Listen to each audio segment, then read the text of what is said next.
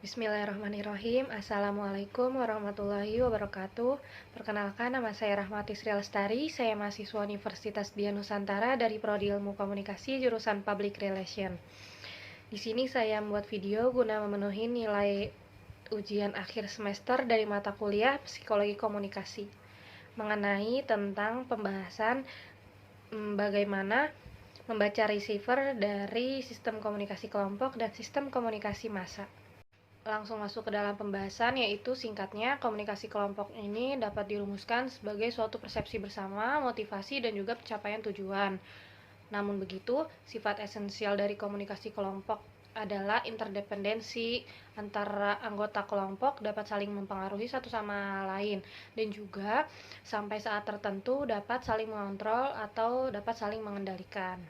Saluran komunikasi kelompok ini diperlukan agar pesan dapat diterima dengan jelas. Maka saluran yang digunakan ini harus terbebas dari gangguan, baik gangguan teknis dari penggunaan media massa atau jika menggunakan media massa, ataupun gangguan sosial, budaya, dan psikologis jika menggunakan media antar pribadi.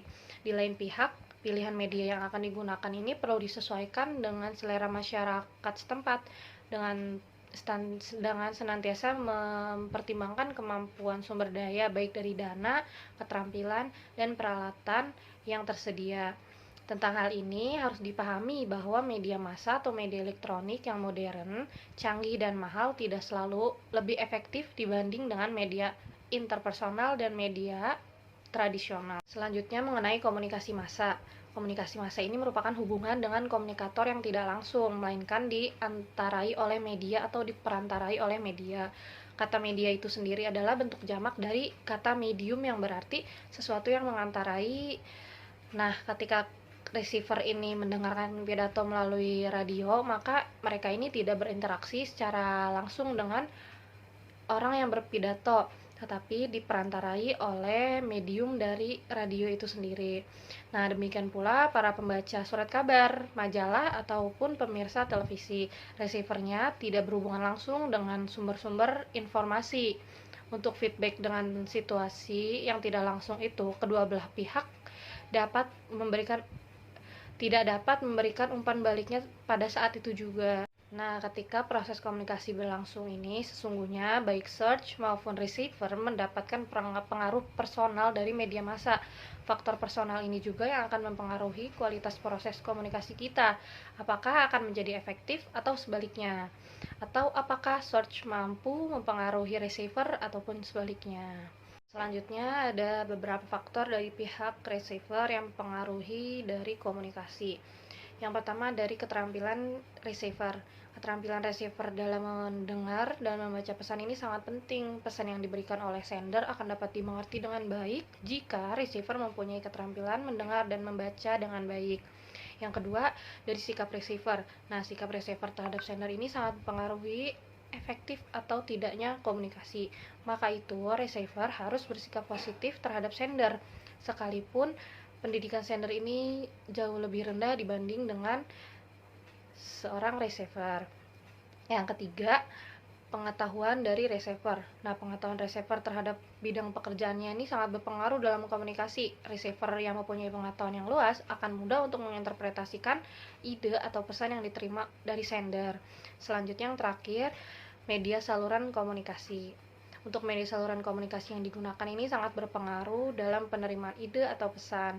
Media saluran komunikasi berupa alat indera atau media elektrik yang ada pada receiver sangat menentukan apakah pesan dapat diterima atau tidak untuknya.